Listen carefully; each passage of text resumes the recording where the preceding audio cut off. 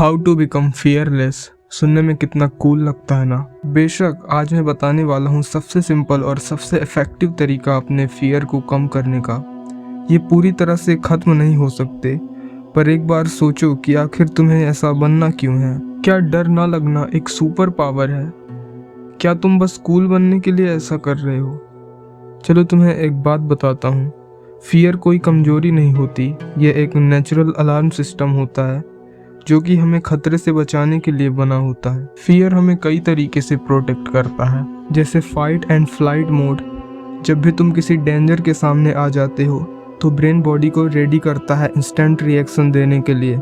इससे शरीर में एक मैसिव पावर जनरेट होती है जो तुम्हें उस डेंजर से लड़ने या वहां से तुरंत एस्केप करने में हेल्प करती है। जैसे एक और चीज़ है विजिलेंस एंड कॉशन। फियर की वजह से हम बिना सोचे समझे लिए जाने वाले हार्मफुल डिसीजन से बचते हैं और पास्ट में कुछ बुरे एक्सपीरियंस हमें दोबारा वही गलतियां दोहराने से भी रोकते हैं। सोचो अगर फियर पूरी तरह से चला ही जाए तो ये एडवांटेजेस भी चले जाएंगे। मुझे पता है असल में फियरलेस बनने से तुम्हारा मतलब क्या है। तुम चाहते हो कि सिचुएशन चाहे कितनी भी डेंजरस हो, तुम उस सिचुएशन में पैनिक ना करो, क्योंकि जब तुम पैनिक नहीं करते तो तुम्हारा ब्रेन काफ़ी अच्छे से सोच पाता है सॉल्यूशंस के बारे में। असल में तुम जो चाहते हो वो तुम्हारे लिए फियरलेस की डेफिनेशन अलग है, और ये सही भी है। मान लो तुम स्कूल में हो और अगर अचानक तुम्हें कोई टीचर अपने पास बुलाता है तो तुम डरोगे कि कहीं कुछ गड़बड़ तो नहीं कर दी मैंने। तुम सामने वाले से अपनी बात कहने से डरते हो। डर की वजह से तुम कोई भी इम्पोर्टेंट डिसीजन भी नहीं लेते, क्योंकि तुम्हें डर है कि कहीं वो फेल ना हो जाए। ये है फियर की एक्चुअल प्रॉब्लम्स। अब चलो इसकी सॉल्यूशंस पर बात करते हैं। Graded exposure method. इस मेथड की हेल्प से तुम बड़े से बड़े फियर को एकदम से ख़त्म कर पाओगे। इस मेथड में हम किसी भी बड़े फियर से डायरेक्ट भिड़ने के बजाय हम उस फियर को छोटे छोटे स्टेप्स में तोड़ देते हैं और धीरे धीरे ब्रेन को समझ आ जाता है कि ये एक्चुअल में इतनी भी डेंजरस नहीं है जितनी उसे लगती है।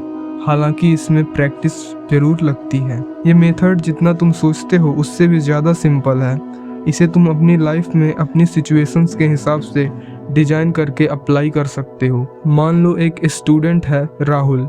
राहुल को क्लास में आंसर्स देने से बहुत डर लगता है, तो इस मेथड से वो इस फियर को कैसे ख़त्म करेगा। देखो, पहले सिर्फ वो मिरर के सामने आंसर्स बोलता है, फिर धीरे धीरे क्लोज फ्रेंड्स के सामने, और फिर फ्रेंड्स के सामने, और फिर ऐसे ही करते करते बाद में वो एक दिन टीचर्स के सामने भी आंसर्स दे पाएगा, वो भी कॉन्फिडेंस के साथ। ये मेथड काफ़ी पावरफुल है। बड़े बड़े साइकोलॉजिस्ट इस मेथड का यूज़ करते हैं पेशेंट्स को क्योर करने के लिए जो कि इसी फियर की बीमारी से जूझ रहे होते हैं। आज के लिए बस इतना ही रखते हैं। अगर तुम्हें वीडियो पसंद आई हो तो लाइक करना और चैनल को सब्सक्राइब करना बिल्कुल मत भूलना।